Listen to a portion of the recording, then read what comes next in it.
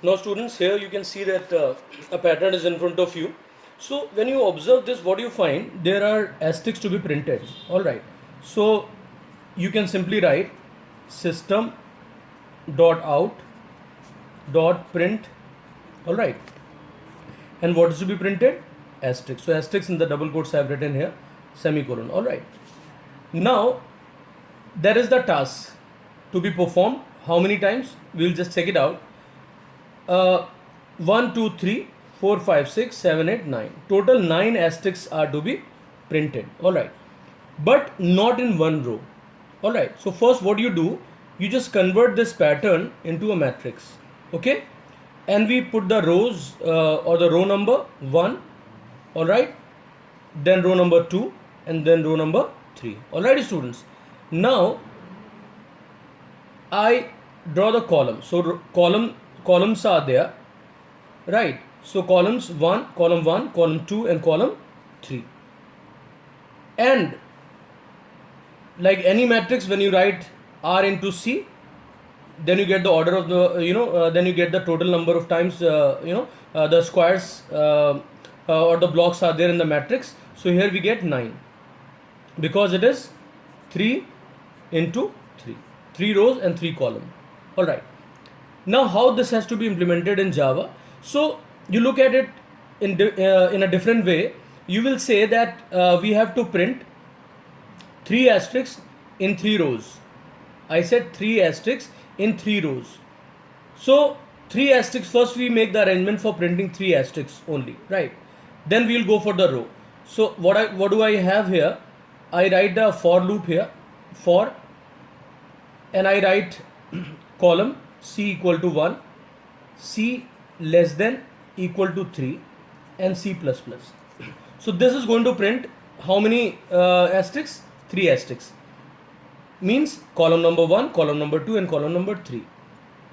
Now I have to perform this task 3 times.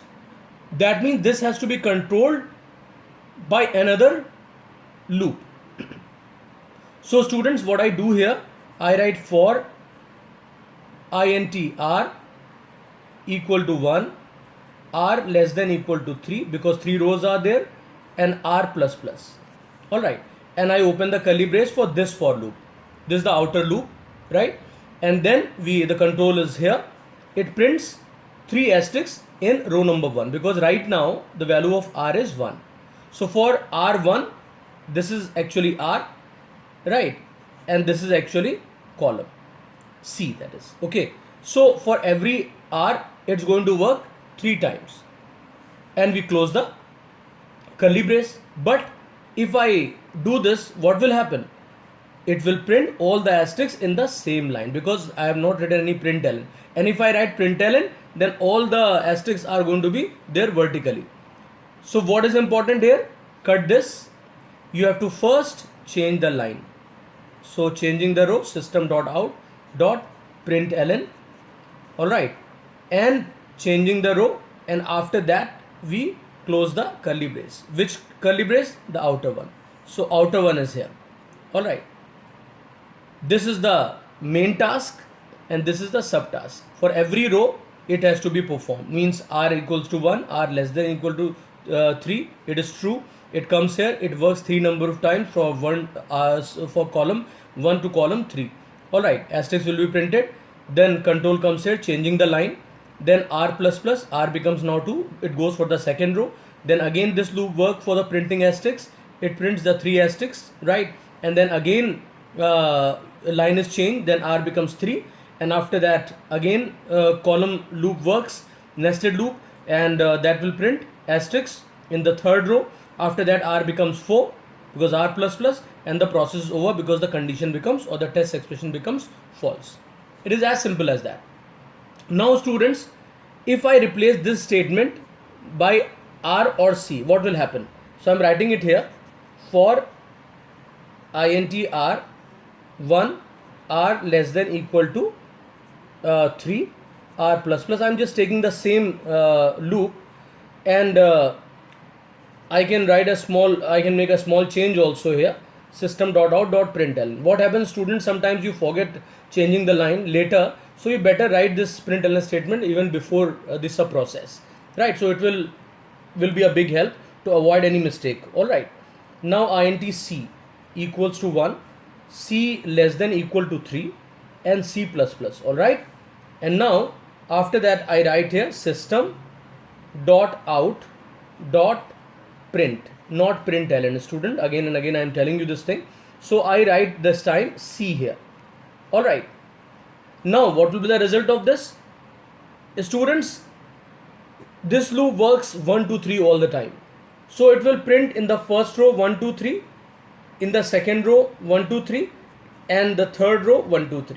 So now you can see the effect of using the loop variable for the printing. All right. Now this is the output of this piece of code, and it is changing the line. Everything is just like the previous code, so there is no problem with the logic, but I have just made a small change. One is I've kept the println here, and the other major change is that instead of asterisk or any other symbol, I have kept the loop variable. So it is simply going to print its value. Now students, second very important lesson. If I write here for intr equals to 1, again the same loop I am taking just to keep things simple, so that you focus more upon the idea which we are discussing here, instead of thinking the number of times loop is going to be executed and all. And this time also again I am writing println before the subtask or the nested loop. So make it a habit, it will be good for you. Otherwise you are free to keep println here also, not a problem. Okay. Now here I write this time int c equal to 1, c less than equal to 3, and c plus plus. All right. And here I write system dot out dot print. Okay. And here I write in double quotes, right? What do I write? Suppose I write one more thing, I'm just telling you. Suppose I write in double quotes what r. So what will be the output of this? Output of this is going to be r r r r r r and r r r. So 9 r's are printed, right? So always take care of this thing. When you want to print something as it is, then use double quotes, and inside that whatever you want to write, you may write.